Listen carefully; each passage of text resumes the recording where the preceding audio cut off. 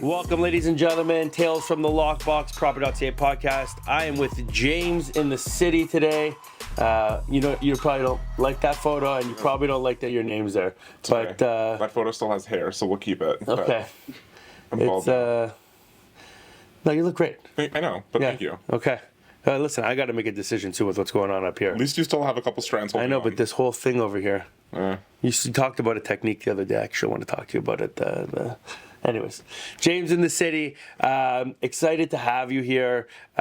You're a big presence in the city of Toronto, in real estate, on social media. Why don't you introduce yourself and tell us a little bit about who you are and how we ended up here today? Yeah, wow, okay, wow. So, your story. My story. How much time do we have? No, my name is James in the city. I don't use my last name because you don't need to when you're at my level. That sounds really cocky, but it's true. I came out of the real estate womb on social media because when I was finishing off my last phase, I was taking a look at who the top brokers in the city were and who my quote-unquote competition would be. And there really wasn't none. I'm not saying that, like, I didn't see Kaylee Heaps as competition, but, like, her brand is so much different. Mm-hmm. At the time, she was still very Facebook heavy. Most realtors were Facebook heavy. No one was really using Instagram for business. Mm-hmm. So I hopped on and started giving the public education. And back then, I was still using a BlackBerry. Okay. So remember how great those videos were. Yeah, I can't even remember having Instagram on a BlackBerry. I don't even remember that. Right. So I didn't have Instagram at the time because I had it on my other phone, but I wasn't filming videos on that phone yet. So I was filming shitty videos on Facebook. Hey guys, it's James. I'm back in the city. Because remember, I grew up in Richmond Hill. Okay. So I started my business in the neighborhood that I grew up in. But from the time that my parents divorced and I moved to the city, there was a couple-year window where all my friends, their parents, all like the Greeks and Italians, had moved out of the neighborhood, and a new wave of immigrants had come in who only wanted to deal with their own kind. Yeah. So I'm like, I don't blend in. I'm 21, I have a baby face, and I'm gay as fuck. Yeah. So this is not working in Richmond Hill. No. I mean, it would have if everyone stayed. Right. But if you knew the people that you grew up with there and your South community Ridgevale was there. Yeah, I grew up in South Ridgevale. So, like, the 5,000 square foot McMansion of the 80s and 90s that, like, my family was into, those were all torn down for like 10, 12, 13,000 square foot homes. They're now being torn down for like 20,000 square foot homes. Right. It's crazy. A whole different neighborhood than what I grew up in. Got it. So I was going down to Yonge and Eglinton, because at the time you can get a one-bedroom condo in the threes. Yeah. I'm like, hey guys, it's James. I'm back in the city. And then one thing, it slipped in my video. And I'm like, fuck, that works. Where you're back in the city. I was, hey guys, it's James in the city. And in my head, I'm like, boom. That's fuck it. Yeah. Brand built. Exactly. So I called my coach and I'm like, A, B, and C. And she's like, come to my office right now. Yeah. Sat with her. We drafted the logo. And she's like, done. This is exactly what your brand is. Amazing. And that's where it started. And it grew from there. So everything is just James in the city 24/7. Wow. Yeah. And you've evolved from there. I want to jump into my first question. Like, what did it take to become a successful real estate agent that built a business around social media? Because that's what I feel like you are right now. You are a successful agent that's built a business. And I hear you talk about it on your social media around social media. Yeah. It's going to sound super cocky, but I fucking paved the way for every realtor in North America to do what I do. Right. Like, no one would have touched social media the way that I'm doing it. And I look at it now, I'm watching people with their content. I'm like, I've done that. Yeah. And it's like, y'all are fucking welcome. So what did it take to get to that point? Consistency. Like, that's not a consistency. It's consistency. It's doing it every single day. It's getting on your phone, on social media every single day. It's like, you're going to go to the gym, one time? You're going to have a six-pack tomorrow? No. Right. So it didn't take you 15 years to get the stomach that you got. You're not going to get abs and get rid of it in 15 minutes. Like, it took me probably 3 years of consistency to start getting clients from Instagram. Okay. And people are so focused on followers, right? Oh my God, you don't need fucking followers at all. I agree. Because as long as you have a public profile, everyone can see your content as long as you're using the tools that you have correctly. Right. Using stories, using your feed, both on static posts and on videos, right? Geotagging your location, using the right hashtags. People overload their fucking hashtags. Okay? Yeah, you don't need to. Like, I don't need a realtor in Muskogee using hashtag Toronto real estate, because I'm sorry, that's not appropriate. So what are some of the hashtags you like to use? Honestly, I use the same ones over and over again, so I really should update my own. As I should do what I'm preaching. Yeah. It just comes down to, I try to use like 3 to 4 that are relevant to the topic at hand. Okay. And then 3 to 4 that are relevant to my niche, and then a couple that are relevant to me. Cool. So it's like your classic Toronto real estate. If I'm going on a rant, like real estate rant or rant from the car, or rant with me, okay, right? Because my rants get me business. Interesting. And I know people like it's like trolling kind of stuff. They like that. Like, I know it's probably gonna be one of your questions, but like, people always ask, what content gets you clients? When I go on a rant and I expose someone in the industry, or I just go on a fucking tangent in my car, I can guarantee within a week I will have 2 leads from that video. Interesting. Yeah. And what does that lead look like? Honestly, they're buyers and sellers. And they're just messaging saying, hey, James, I saw you complaining about this person. Yeah. And what they did, and I really, it seems like you're really into real estate and this and that. And I'm thinking about buying a condo at 15 Mercer. I had a client last week, and her opening line was like, "Listen, I get it. You're an asshole, and that's what I love about you. Yeah. You don't hold back." And she's like, "That's what I need in a realtor who's going to get me my first place." I like I'm that. like, "Done. Here's a BRA." Right. Yeah. And some people that will work it works incredibly well with, and some people want nothing to do with it. I'm not the realtor for everyone. If you're offended by the shit that goes out of my mouth, I'm not your realtor. Like, go grab yourself a helmet because life's hard. You know what I mean? I'm 100%. Not here to appease the masses. I'm here to find my people. Right. And we talk about that a lot on this podcast with different personality types that come here. It's like, this agent's like, oh, I want to have 2 separate Instagram accounts because I don't want people seeing me like partying at 5 a.m. in Miami. I'm like, well, then you probably shouldn't be posting that on any social media. So you want a wife and a mistress is what you want. But if you are going to post it on social media, there's probably a different type of clientele that's going to attract to you that you're that type of person. Here's the thing. I have one social media feed. That's it. Every platform. So it's Instagram and TikTok. I have one feed. It's James in the City on both. And you're getting everything. You're getting like gay nightclub life. You are getting real estate life. You're getting gym life. You are getting everything about me. And I can't even take this as my own credit, but Jess Landeveld, and I've been doing this before Jess built the Listings Lab. Her, I guess, secret sauce is ROI. Relevancy, omnipresence, intimacy. So I was doing this before she even built her company. We're all relevant. We're in real estate. We talk about relevant shit. Mm-hmm. We're all in real estate. We want to be seen. So we're all on every platform possible. Right. Realtors are afraid to be intimate. And intimate's not talking about your sex life. It's not talking about, showing skin or whatever the case is. Intimate is about letting people in. I talk about the fact that I've attempted suicide numerous times. I talk about my cocaine addiction. I talk about things that are relevant to my life. I landed one of the biggest CEOs in Canada because at the time I was 12 years clean from narcotics, and he was 22 years clean from narcotics. Wow. And he heard my story on TikTok, called me, and I've done 6 transactions with him in 3 years. Wow. So he was in recovery, you were in recovery, and that was a point that drew you guys together. And I talk about it publicly. I'm not afraid to talk about my past. I respect that big time. I mean, like, you got to be you. That's exactly it. And I felt that on you many times that I've met you. We James and I, I've seen you around. I followed you on Instagram. Let's be real. You stalked me at the gym and cornered me. That's really well. No, I said hi to you at the gym, and I'm like, "Hi, James," and then you were like, kind of like, "I don't know who this is," and then you came up to me and you're like, "Hey, what's your name?" I knew your face. I'm like, "I know you from somewhere." Exactly. I'm like, "Where do I know you from? Like, did we hook up once? Like, what's connected in that weird way?" And then now we know we work at the same gym, but different times. I'm at 8 a.m. on the dot, in out 9:30. I'm in the car. They know me at Jack Coffee. They're handing me my coffee, and I'm out the door. Yeah, so I'm like a 6 o'clock at my treadmill in my gym at home. Okay. Because I fasted cardio in the morning, sweat out knock over my microphone. Yeah. Sweat out the glycogen from the night before. Yeah. And then I like to be fully carbed up before I go do my weights in the afternoon. Because if I'm not at least 400 grams of carbs in my body before I work out, I don't lift as much as I should be. Interesting. Yeah. You want to have the right fuel in there. I have it down to a science. I love that. Cool.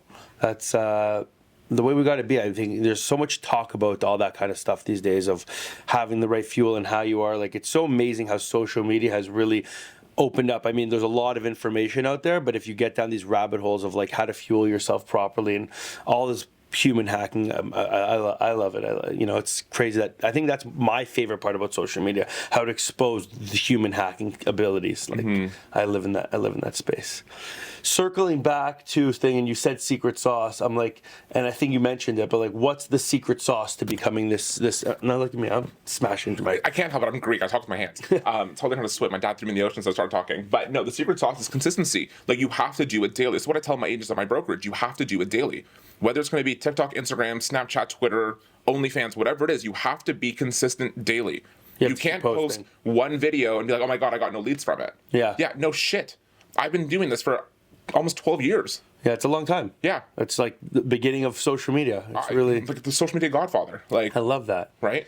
And when you talk about consistency, I mean, like, I think there's a pressure that a lot of people feel. I've personally felt it in myself, is like that you have to have this like really high quality video that you need to make, that needs to be scripted and planned. And there's a lot of agents who are doing that. There's agents at our brokerage. Like, I see all these people out there. And listen, there's some good stuff out there. People are making these really cool, interesting social media content, but I think you veered away from that now. Like, you're not in that zone, so you can't be at that level. I have never had someone film content for me, ever.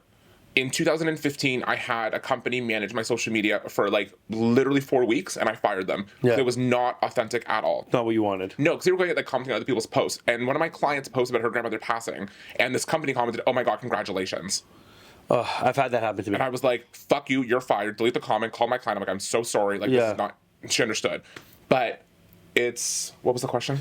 The consistency factor and not having like scripted Again, sorry, I'm videos. going on very little sleep. Yeah, It's okay, I've never good. paid for You're shit. doing So great. this is like my cell phone. This is what does everything for me. This is my video. This is my editing. This is my voiceover. This is this entire tool is right here. I love this thing that. gets charged 6 times a day. It doesn't leave my hand. Doesn't leave my site. If this thing goes missing, I don't have business. Wow. And that's where it's all coming from. So you know, like how much flow would you say is coming in nowadays from social media? Like, are you saying you're getting 1 lead a week, 2 leads a week, 1 a month? Like, you know, what does it look like? Like, and it's hard because there's probably no consistency. It's not consistency at all. So I can guarantee you, like 2021, 2022, I probably had 120 leads in the year from TikTok alone. That's a lot. That's a lot. Yeah. And a lot of them were worthwhile. Okay. Like I probably did 45 first-time buyers out of that. Wow. 55 leases that I found incredible. at the junior agents in my office. Because like From TikTok. Yeah. That's absolutely incredible. And then I went through a period in 2022 where I was almost canceled because a group of people, and some of them were realtors, were reporting my content. Okay. And trying to bring me down because they were haters, and they're going to get what's coming to them very, very soon. But I went through a period of 0 leads. It took me like 6 months to recover from that scandal. And now it's at the point where I'm getting maybe like 1 or 2 leads qualified a week. Okay. Like I've got 3 active buyers right now from TikTok that are signed under agency, ready to go. That's incredible. Yeah. Bravo. Like Yeah. I think that's the dream for most people who are posting out there to get to that level. And I think for me personally, like I've had experience on, like I post not consistently every single day, but I would say, you know, I'm active with my blend of mix of like, you'll get 1 or 2 real estate posts from me a week, or a story, maybe thing. I've veered away from posts that much. I haven't been back into it. I probably should come back. A lot of reels, stories. I bring in my personal life a lot. Like my son has been a massive attraction item for people coming to my social media. They follow it and I know they're watching it. So it's really good. And I would say I get like a lead a month here and there from Instagram. And I'm really heavy on Instagram as my main source. But, you know, it's a good feeling when it comes in. It's obviously like it's a supplement thing. It's like a secondary item for me in terms of my social media. But it's really incredible to hear how like your business, like your dominant generator of lead flow is coming from social media, and that's one of the hardest things to do, I think, right now. Like, Yeah. So I mean, my very first mentor actually used to work at property back in the day, Malcolm White. okay, And he was a broker of record at one point. Exactly. So he was my mentor, my coach for the beginning of my career at Royal LePage. And he said to me, every day you don't prospect, move forward 120 days and put a big X on that day because you're not getting paid. Right. And from that moment, I was like, I got to fucking post on Instagram because at the time TikTok didn't exist. Yeah. Every single day. And it is consistent every single. If I miss a day, I am going 120 days forward and putting an X on that calendar saying I fucked up. Yeah. It's very simple to what we do here. I mean, obviously, we work with online leads and we're prospecting digital leads. But the way, and there's a similar concept, is that if you miss 1 day of prospecting, and you can relate it to social media, if you miss 1 day, you're going to feel that next week with what appointments you're going to have. Yeah. If you don't prospect for a whole week, you're going to feel that next month on what's going to happen. If you don't post for a whole month and you decide to go to Tulum for a month, guess what's going to happen? Next quarter, you're going to feel it. If you decide to take a quarter off or 4 months off and go to Bali for 4 months, next year, you're going to feel that. And I think that flow kind of builds up from what you're saying. I feel like you're calling out every King Street realtor right now. I just know our audience. Yeah. I just know our locations. I I could have said like Cabaret Day and everyone would have been like, where's Cabaret Day? Like, you know what Cabaret Day is? I know Cabaret Day. But a lot of people don't like know Cabaret Day. And Well, they're not about trouble. it's better that they don't know Cabaret Day. Exactly. People like that. You don't want to go. No. Don't go. Don't go to Cabaret Day. Don't go. You can go to Playa. We were just talking about Playa recently. Right, yeah. I took our agents there. So that's and I think that's key, like consistency when you're putting it out there. Now, my next kind of thing, and you talk about TikTok a lot, like it's a very powerful thing. Which one of the 2 platforms is your heavier hitter? Like, is it to Instagram or is it TikTok? You know, it's 2 different audiences for me. Okay. Right? Like TikTok Explain. is what, so it's a very weird way to describe my business model. So TikTok brings me all my new business. Okay. Instagram solidifies my business. Uh-huh. If that makes any sense. Yeah, 100% it does. So TikTok is like all my It's new leads. exposure through TikTok's giving you the exposure, and Instagram's giving you the nurture. Yeah, and my reach is fucking insane. Like I was in Florida this past weekend, and people who don't even live in Toronto, I was walking through CVS of all places, Wow. on Las Olas, just trying to grab some Gatorade, Yeah. and this girl's like, I love your videos. And I'm like, are you amazing. from Toronto? She's like, no, I live here. Wow. And I'm like, I didn't even post anything about Florida on TikTok. But that's TikTok. Yeah. Yeah. But then it kind of solidifies the back end through Instagram. And I'll meet people and they're like, oh my God, like, you know so-and-so. And I'm like, how? Yeah. They're like, well, you know them, I know you through them, through social media, through Instagram. I love your post. And like, I'll connect them. They've already been following me. Right. That's why I felt comfortable connecting with you, because I saw that you were you connected with Ryan and Emma. Yeah. Ryan's a very, very close friend of mine, and once I saw that, and then we talked about Ply a little bit, and we connected, and it kind of came full circle. So Ryan's biggest regret in his career is me turning him down. He should have tried harder to get me to work with him. Recently or before? When he was here, or When he was here? No, This was back at Royal LePage. Okay. So this is 12 years beginning. at the beginning. Okay. So we were at a This is fresh, Ryan. Well, yeah, 'cause at the time, like I was a cold calling machine. I was doing $1,000 a week. Wow. And when he saw that, he was like, I should have pursued harder to get you. I'm like, I still would have said no. Listen, it's not for everybody what we do here, and times change, times change, things change, the world changes, I bet you if you went back 12 years from now and would think that would you be where you are today based off social media, you probably wouldn't have assumed that the day that James in the city, you went to your coach's office and that was created and that idea, I would assume that you probably wouldn't have ever thought that would be where you are today. No, and honestly, like social media, or real estate aside, the opportunities that social media has given me has been insane. Yeah. Like I have done television, I've done film, I have modeled through social media. Yeah. Right, I've done brand endorsements. Like I had a really big contract with a very big sports brand through social media. It's incredible. And it's all because of the consistency and because I don't just talk about real estate. Like my brand is lifestyle. Yeah. And other realtors will call me, hey James, you know what? I got clients coming in from New York, Miami, LA, whatever. They need to go for dinner. Where should they go? You fucking live here. You pick a restaurant. Yeah, you should know. Why are you calling me? Yeah. I'm not fucking Google. You know better. Well, yeah, they want my recommendations. I'm like, I'm not going to tell you Where, go to McDonald's. where would you recommend? McDonald's. Really? What's your favorite restaurant in Toronto right now? Honestly, I don't have a favorite. I have like Where's your go-to? Aretta. Aretta. Because like You live on King Street? I live on King Street. Okay. So it's halfway between my place and my partner's place. Okay. And like, well, it's like a meeting spot for us because I hate Ruby Soho. Okay. Coincidentally enough, that was where our first date was, and I'm like, okay. He picked, but he didn't follow That's me. for breakfast. You go there. We went for drinks, Okay. which is fine, but like, I hate Ruby Soho. But the nice thing was he didn't follow me on social media.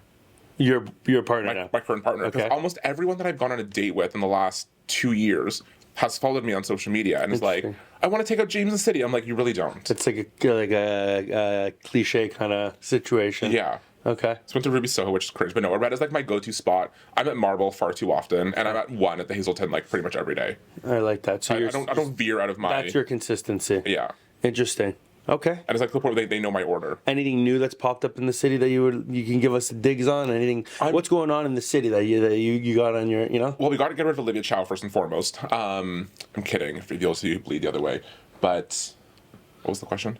What's new in the city? New in What's the your, city. what do you got going on? What do you see happening that's new, that's popping, that might not be on people's radar? What's going on? You know what? Any restaurants, any places, any businesses that are opening? What's cool? Yeah. So And/or is the new spot on Queen that I've been dying to try out. And/or, okay. Yeah, it's like above ground, below ground. Where's that? It's on Queen, just kind of like Queen, further west than Spadina. I don't know if it's on the Bathurst side or not, but it's like a new. So it's in like West. little, Queen Westy, okay, towards Trinity. Yeah. Okay. So like that's a spot that I want to. It's a bar or it's a restaurant? It's a restaurant. But there's like bar upstairs, restaurant downstairs. And/or. Okay. Like and/or. Cool. Dying to try that one Never out. heard that. But other than that, there really is nothing new or sexy in the city. Like I'm still waiting for Milos to open. They've been saying this for the longest time. They were never supposed to open in Toronto. Like they never wanted to open here, and because the family is close friends with cousins of mine, and they never wanted to open here. And then when Momofuku was leaving, they were supposed to open in the Shang. Okay. But now I think they're opening in the financial district because everyone's moving to Fidei. Interesting. Like Marble's opening up in Fidei. Really? Yeah. But, like there's no one there, I heard. Exactly. There's nothing in the Fidei. So why are they all moving there? Because there's nothing there. But there's no people there either. Think about a happy hour after work. There's no one going to work.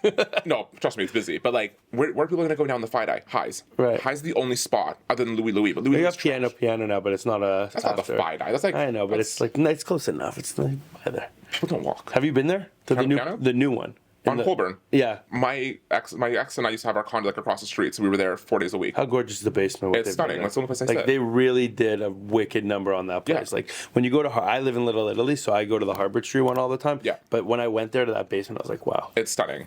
And there's a lot of like new little. I'm seeing a trend of like more sandwich places are opening up into the city. Mm-hmm. Like I live, like I said, Little Italy, so I've seen like 4 new sandwich places are opening, and now like I think there's a lot of people trying to cash in on what Othership did.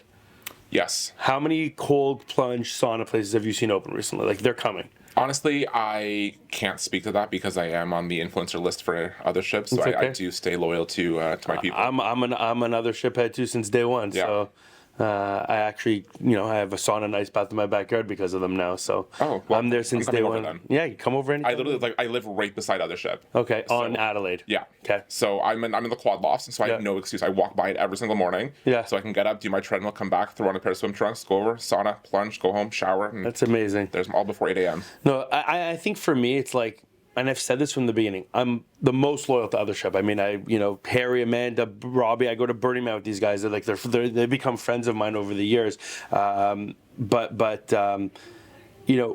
I think it's one thing to put a sauna and an ice plunge into a place. Like I was just telling you about the jar that opened the pickleball place. Like I go there, and it's cool to have that. But I think what they've built from their culture, you can't replicate. But and that's what I think goes to everything in life. Like you can't copy someone's culture. You can copy what they're doing, but you can't copy their culture. You have to give credit to the OG.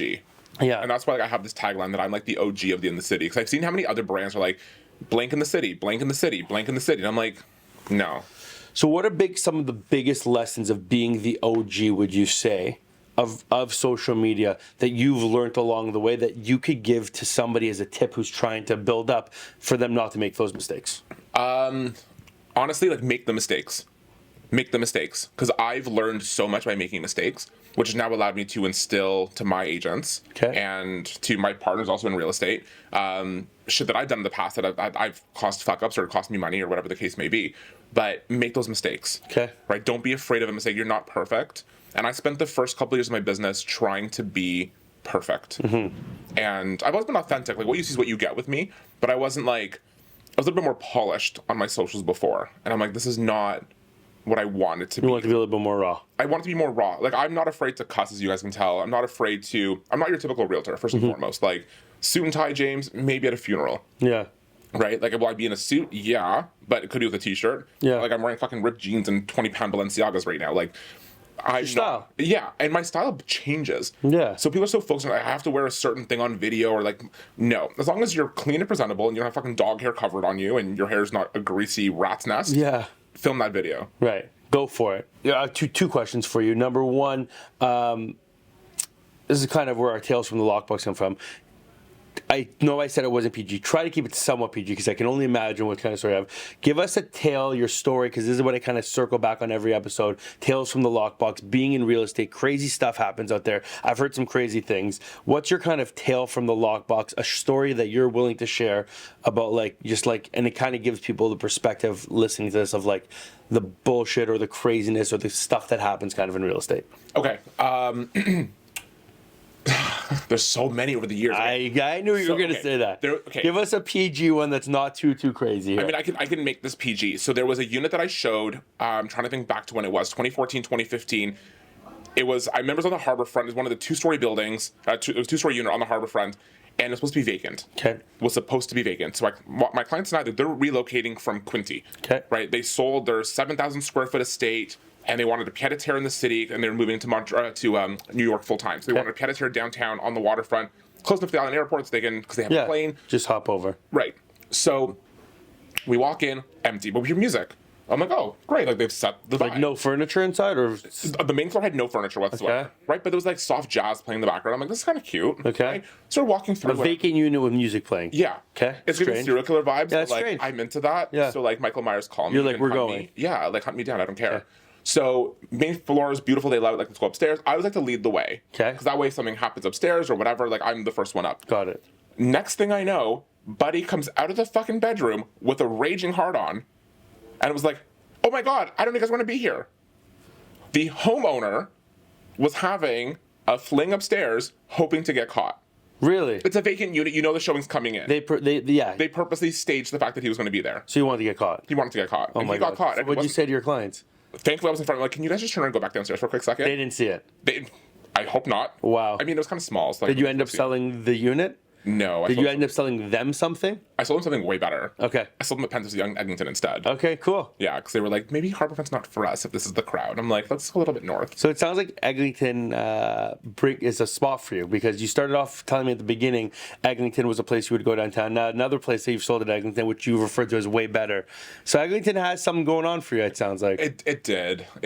I mean, the LRT just screwed it up for me. But you know what? I grew up in Thornhill. Yeah. And I think Eglinton, like, for me, for the longest time, like, that was... Well, yeah, because that was my bound. Like, that was, like, a line that, like... we were 905 kids. You know what I mean? Exactly. Thornhill, Like, that's my line. Yeah. Like, Eglinton was downtown That was for downtown me. for us. Like, yeah, I would go to Kensington Market as a kid, but Eglinton was downtown. Yeah. Now I look back and my wife grew up near Eglinton, and it's like, that's like the furthest north I'm willing to go 90% of the time. I won't even go north of Scollard right now.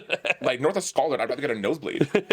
I like that. You're not touching Davenport, huh? No. Unless it curves up and it's getting to the corner there.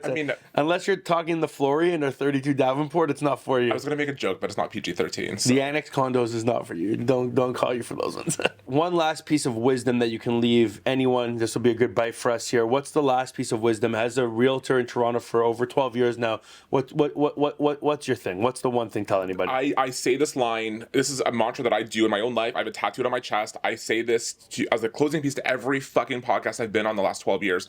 Whatever you do in life, do it authentically, always, in always. I love that. Yeah. Always and always. In always. In always. Yeah. Oh, do it always, in always. Yeah, so whatever you're doing in life, do it authentically, always, in always. Love that. James, thank you so much for coming out today. It was amazing to have you here. Tales from the Lockbox. We appreciate your time. Of course. We appreciate your wisdom. Keep doing you, keep being authentic, and keep rocking and rolling. Thank you, sir. Thanks for listening, everybody. Have a good one.